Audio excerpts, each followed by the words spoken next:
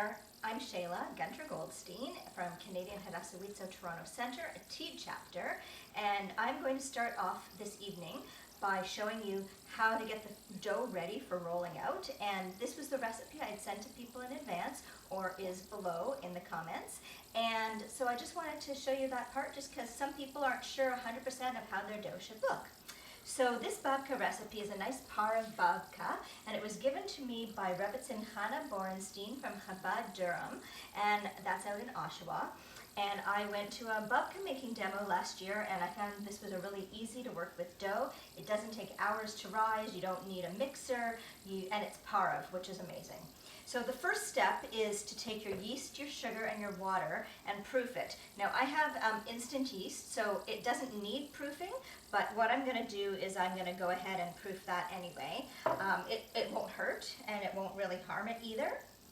So I'm just dumping my water, my sugar, and my yeast together and give it a little mix, and I'm going to wait a few minutes and I'll show you what it looks like when I come back.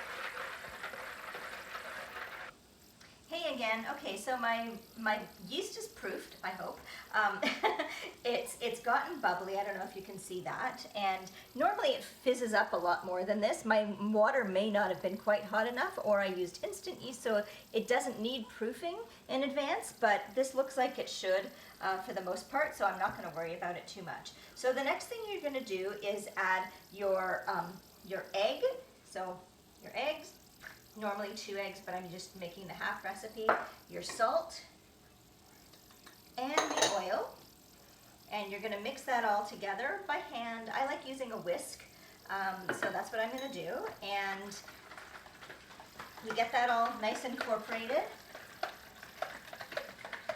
and then you're going to start adding flour, 1 cup at a time, and the recipe calls for 3.5 to 4 cups of flour.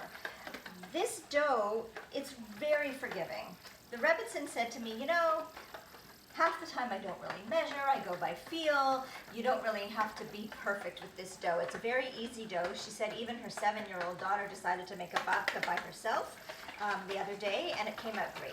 So what I'm going to do, since I'm making the half a recipe, I'm just going to start adding at least, I know it's going to be at least 3/4 of this, so I'm going to start adding this what is about a cup at a time, or a little bit less, and then I'm going to start mixing it using a wooden spoon. And I really just want here to show you what the dough is going to look like. It's going to be a fairly sticky dough, but not so sticky that it sticks to your fingers, and it's not going to be all crumbly either. You don't want it too dry and crumbling.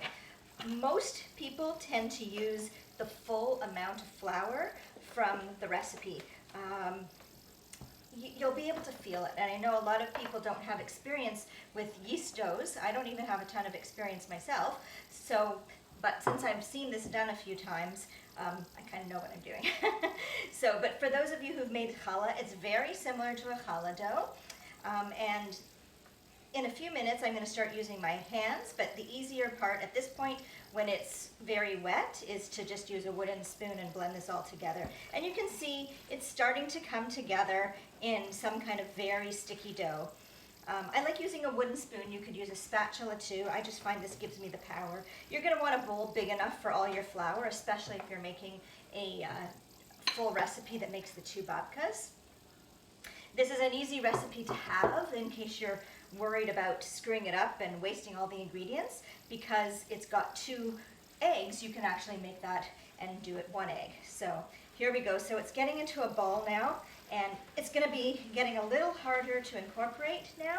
And now I think what I'm going to do is I'm going to add a bit of oil into the bowl just for my fingers. And you think, oh, that's going to make it too sticky. But what it does is it actually helps your hands from sticking to it. And a lot of people will say use flour, but you don't want to add more flour than it really needs. So if you put flour on your hands, there's a chance it could get too dry. So now I'm going to start working it in together with my hands, and it's very sticky. As you can see, it sticks to my hands, and we're going to not want to keep it like that. We're going to get it so the dough gets incorporated. And I think it's going to take all the flour, because I think my water might have been a little more than the 3/4 of a cup, like halved. So I'm just dumping the rest of the flour in. And you just start doing that. And you're gonna kind of do like a knead in the bowl. So you push it down, you bring it back up. You push it down, bring it back up, but keep doing it in the bowl. And when all of this is incorporated, I'll show you again. Actually, you can still watch, and just get all of that flour worked into it, and it should be, you'll see it's starting to come together. It's not as sticky as it was. You get it off your hands, and make sure your hands are clean, obviously, before you start. Nobody wants gross fingers in your babka. But you can see here it's starting to get where it can be pulled apart into pieces. And so the rest of this dough, the rest of the flour, we're going to incorporate, and I'm kneading it in the bowl. That's why I like a nice big bowl, so you can do it in the bowl rather than on the surface. And pretty soon it's going to be ready to knead in earnest. And just to work the dough a little bit and work the gluten, you don't want a tough product.